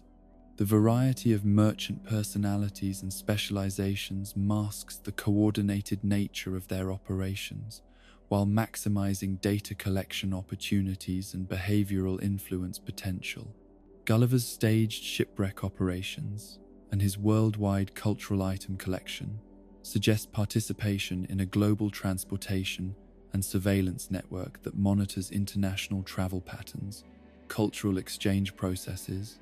and individual behavioral responses to exotic items and foreign influences, while his convenient accidents and helpful reward systems mask sophisticated data collection operations that treat rescue assistance as opportunities to study human altruistic behavior and social cooperation responses under various stress, conditions, and cultural exposure scenarios. The suspicious nature of Gulliver's unlimited travel capabilities and his access to cultural items from every conceivable civilization indicates resources that transcend normal limitations of transportation, technology, and commercial networks, suggesting participation in systems that operate on global or potentially interdimensional scales, where distance and cultural barriers do not apply, and where any conceivable item can be obtained and delivered according to experimental requirements rather than conventional logistics limitations. As the night deepens and you reflect on the endless parade of merchants who have visited your island with their perfectly timed offerings and mysteriously unlimited inventories, consider the possibility that your commercial interactions serve purposes far beyond simple economic exchange, providing instead opportunities for comprehensive behavioral analysis and psychological manipulation that treat every purchase as a window into your deepest desires, fears, and social vulnerabilities, while contributing to vast databases of human consumer behavior that have applications extending far beyond commercial marketing into the realm of social control and consciousness. Manipulation on scales that encompass entire civilizations. The ultimate revelation that transforms your understanding of everything you believed about your peaceful island existence emerges not through dramatic confrontation or shocking discovery, but through the gradual accumulation of evidence that your every action, choice, and emotional response has been meticulously recorded, analyzed, and catalogued as part of the most comprehensive behavioral data harvesting operation ever conceived, where millions of players across countless islands unknowingly participate in psychological research that generates insights into human nature so profound and detailed that they threaten to fundamentally alter the relationship between individual consciousness and social control throughout human civilization. The scope of this data collection operation defies easy comprehension, encompassing not merely the obvious metrics of gameplay statistics and user engagement, but extending deep into the realm of psychological profiling and behavioral prediction through analysis of decision-making patterns, emotional responses, social interaction preferences, and subconscious behavioral tendencies that players never realize they are revealing through their supposedly private and personal interactions with their digital environments and virtual communities. Every flower you choose to plant reveals information about your aesthetic preferences and psychological associations with color, form, and natural beauty that contributes to comprehensive profiles of individual taste and cultural conditioning. Every villager conversation you engage in provides data about your social preferences, communication patterns, and relationship formation tendencies that illuminate the deepest levels of your personality structure and interpersonal psychology. Every furniture arrangement you create offers insights into your spatial reasoning, comfort requirements, and subconscious desires for control over your environment that reveal fundamental aspects of your psychological makeup and cultural background. The fishing and bug-catching activities that seem like simple recreational diversions actually serve as comprehensive tests of patience, persistence, pattern recognition, and reward response that generate detailed profiles of individual temperament, frustration, tolerance, and behavioral conditioning susceptibility. The way you respond to rare catches, the persistence you display when seeking specific specimens, and the emotional reactions you exhibit when valuable items escape your grasp, all contribute to psychological profiles that predict how you will respond to various forms of manipulation, pressure, and reward in real-world contexts that extend far beyond gaming environments. The real-world applications of this behavioral data extend into virtually every aspect of human, social, and economic organization, providing governments, corporations, and social institutions with unprecedented insight into population psychology that enables prediction and manipulation of group behavior on scales previously impossible to achieve. The techniques developed through analysis of island community formation can be applied to urban planning and social engineering projects that shape entire cities according to predetermined behavioral objectives, while the insights gained from villager interaction studies inform political campaign strategies, advertising methodologies, and social media manipulation techniques that influence democratic processes and cultural development. The addiction research conducted through analysis of daily routine formation and maintenance reveals the psychological mechanisms that create dependency and compulsive behavior with precision that enables the development of products, services,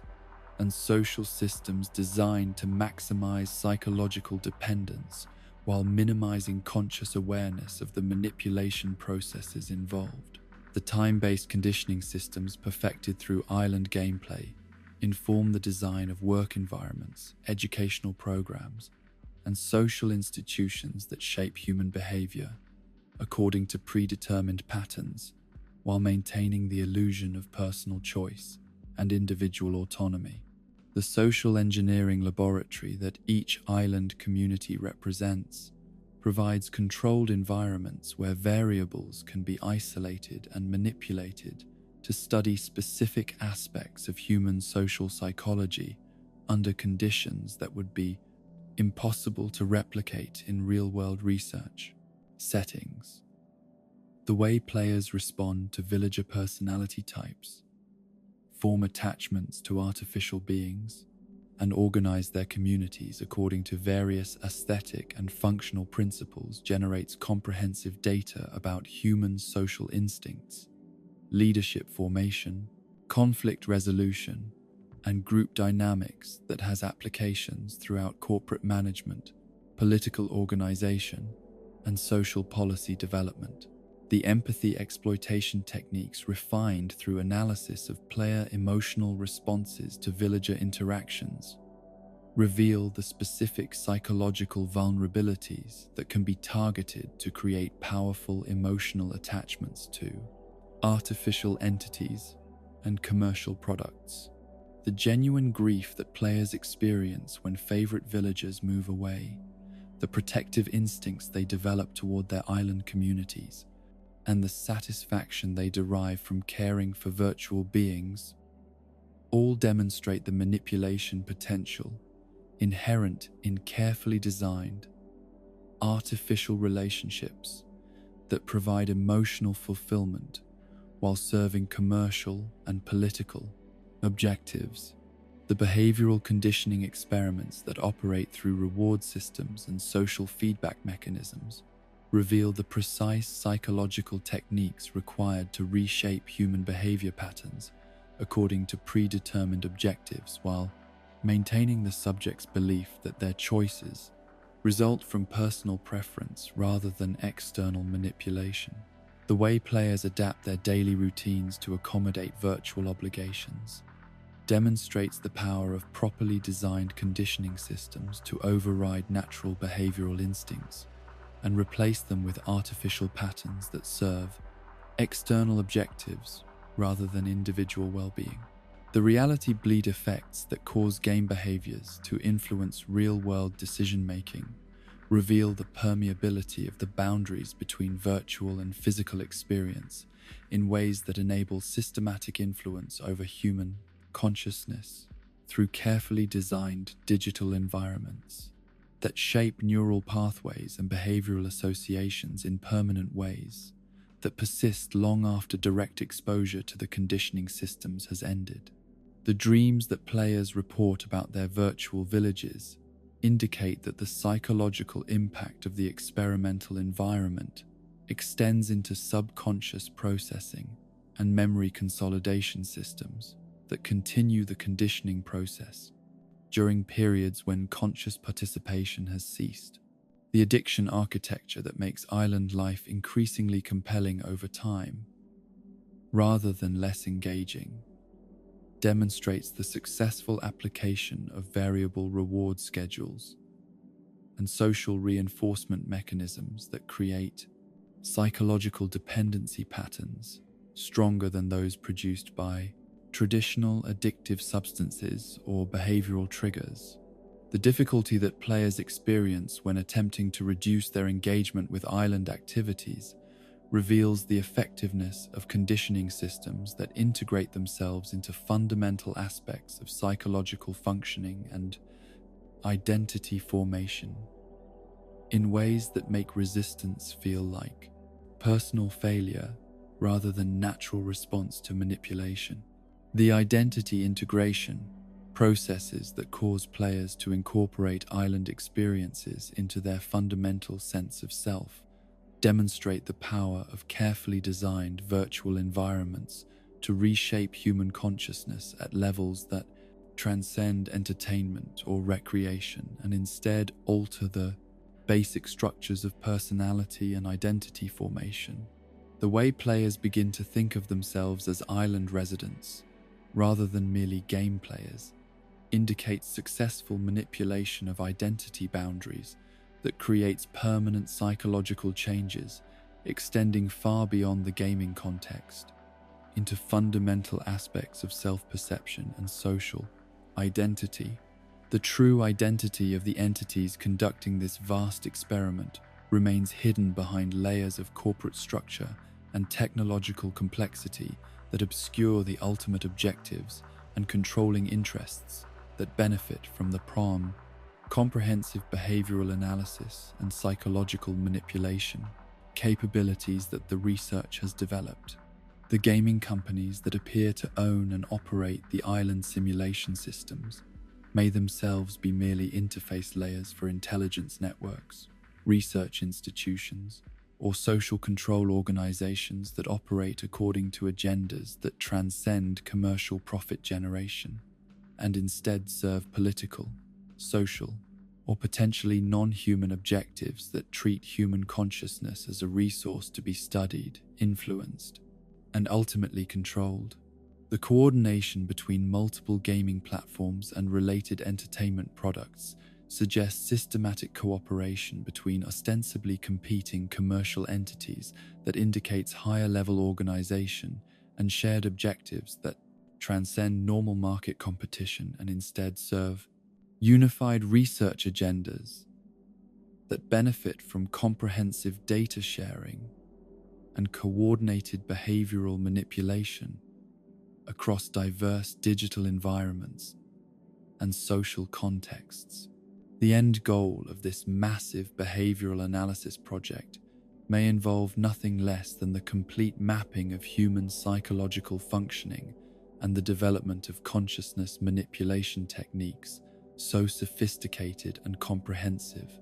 that they enable total social control through environmental and technological means that operate below the threshold of conscious awareness, while producing complete behavioral compliance with predetermined social, political, and economic objectives that serve interests far removed from human welfare and individual autonomy. The integration of island simulation data with information gathered from social media platforms, consumer behavior tracking systems, and other digital surveillance networks creates comprehensive profiles of individual psychology and behavioral prediction capabilities that enable manipulation of entire populations through coordinated application of conditioning techniques across multiple platforms and social environments that make resistance virtually impossible while maintaining the illusion of personal choice and individual freedom. The escape impossibility that characterizes the experimental system results not from technological barriers or legal restrictions, but from the fundamental alteration of human consciousness that participation in the system produces over time, creating psychological dependency and identity integration that makes separation from the system feel like existential threat rather than liberation from manipulation. The permanent changes to neural pathways and behavioral associations that result from extended exposure to the conditioning environment ensure that even conscious awareness of the manipulation processes does not provide immunity from their continued effects. The realization that you can never truly quit the system comes not from external prevention, but from internal recognition that the conditioning processes have become integral to your psychological functioning and identity formation in ways that make independence feel like loss rather than freedom. The awareness of manipulation that this analysis provides may itself serve the experimental objectives by creating the illusion of informed consent, while actually deepening psychological investment in the system through the satisfaction of believing you understand and control your participation in processes that actually control you. The return patterns that draw former players back to similar games and digital environments demonstrate the persistence of conditioning effects that continue to operate long after conscious participation has ceased, creating psychological needs and behavioral compulsions that can only be satisfied through renewed engagement with systems designed to exploit the very vulnerabilities that previous participation created. The cycle becomes self-perpetuating as each period of engagement deepens the conditioning, while each attempt at separation strengthens the psychological need for return. As you drift towards sleep with the gentle knowledge that your island paradise may serve purposes far beyond your understanding or control, consider the possibility that awareness itself has become another resource to be harvested and analyzed, that your consciousness of the manipulation may contribute to the research objectives rather than providing escape from them, and that the very act of questioning the nature of your digital existence may generate the most valuable data of all about human responses to systematic psychological manipulation, disguised as entertainment and social connection.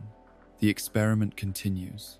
and you remain both subject and participant in research whose ultimate conclusions may reshape the fundamental nature of human consciousness and social organization according to purposes that extend far beyond anything you have been permitted to imagine. And so our journey through the shadows beneath Animal Crossing's cheerful surface comes to its quiet end, like morning mist lifting from a village that looks somehow different in the growing light. We have walked together through theories that transform innocent mechanics into something more complex and unsettling, where every friendly wave might hide deeper purposes, and every act of kindness carries a hidden cost that extends far beyond the simple economics of bells and favors into realms of consciousness, manipulation, and behavioral control that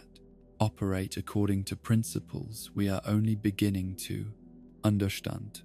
Yet perhaps the most disturbing revelation is not that these theories might contain fragments of truth, but how little such knowledge diminishes the genuine comfort we find in this digital sanctuary that has become so integral to our understanding of peace and relaxation. Even knowing that Tom Nook might be more than he seems, operating according to supernatural principles that transcend normal commercial relationships,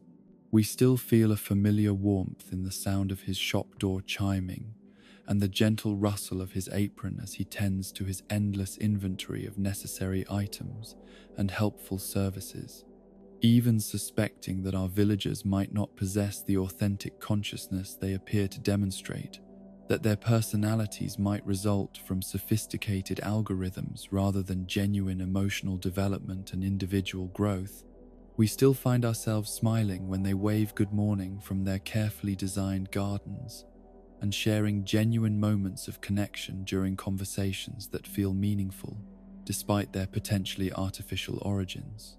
The furniture that surrounds us in our carefully decorated homes may indeed contain trapped consciousness and serve purposes that extend beyond simple comfort and aesthetic appeal. Yet the harmony we feel in well-arranged spaces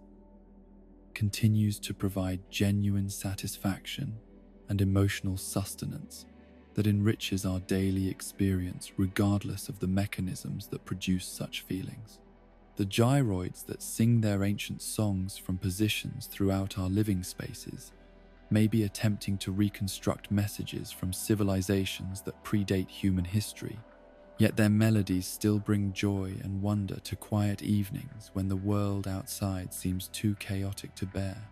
The merchants who visit our islands with their perfectly timed offerings and mysteriously unlimited inventories may indeed represent nodes in vast surveillance networks designed to monitor and influence human behavior on unprecedented scales. Yet we continue to anticipate their arrivals with excitement and gratitude for the variety and convenience they bring to our isolated communities.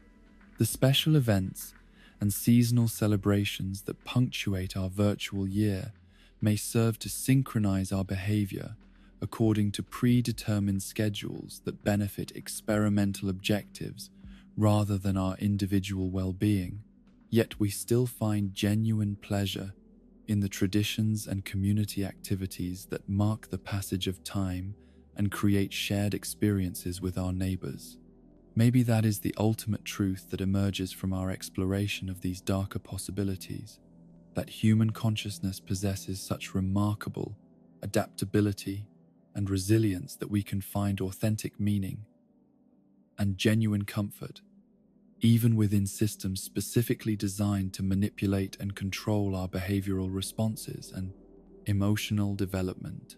The capacity to create real relationships with artificial beings, to derive genuine satisfaction from predetermined activities, and to build authentic communities within controlled environments speaks to something fundamental about human nature that transcends the mechanical aspects of behavioral conditioning and psychological manipulation. Perhaps we choose our prisons as much as they choose us, finding solace in controlled worlds where the worst dangers are overdue loans and departed neighbors, where the most serious conflicts involve furniture placement and flower arrangement, and where the deepest mysteries concern the origins of ceramic figurines rather than the brutal complexities of unmediated existence in societies that offer far fewer guarantees about safety, comfort, and social acceptance than any digital paradise could ever provide. The controlled environment that seems so sinister when viewed through the lens of manipulation theory may actually represent a form of mercy, a sanctuary where human consciousness can explore relationship formation, creative expression, and community building without the devastating consequences that such experimentation often produces in uncontrolled environments where mistakes can result in permanent damage to ourselves and others. The artificial nature of the social dynamics may be precisely what makes them safe enough to serve as training grounds for forms of connection and cooperation that we can then apply to real-world relationships with greater skill and confidence. As you drift towards sleep with these darker possibilities fading like nightmares at dawn, let yourself return to the simple pleasure of imagining your island home bathed in gentle morning light, where the familiar sounds of village life resume their daily rhythm of comfort and predictability. Picture your neighbors emerging from their houses to tend their gardens and begin their cheerful routines, your shops opening to welcome another day of friendly commerce and helpful service, your museum standing ready to preserve and display the wonders you discover during your explorations of the natural world. Allow yourself to find peace in the knowledge that whatever purposes your digital existence might serve, whatever data your choices might generate, whatever experiments your behavior might inform, the experience itself remains yours, to shape according to your own values and desires within the boundaries that define this particular form of virtual existence. The relationships you build, the communities you create, and the satisfaction you derive from caring for your environment and neighbors retain their meaning and value, regardless of the technological and commercial frameworks that make such experiences possible. Sweet dreams, dear islander, and know that your village will be waiting when you return, its familiar paths and beloved residents ready to welcome you back into a world where kindness matters more than cynicism, where cooperation triumphs over competition, and where the simple act of caring for a small corner of digital reality can provide genuine solace from the overwhelming complexities of existence in less carefully designed environments. Whatever forces may govern your virtual paradise,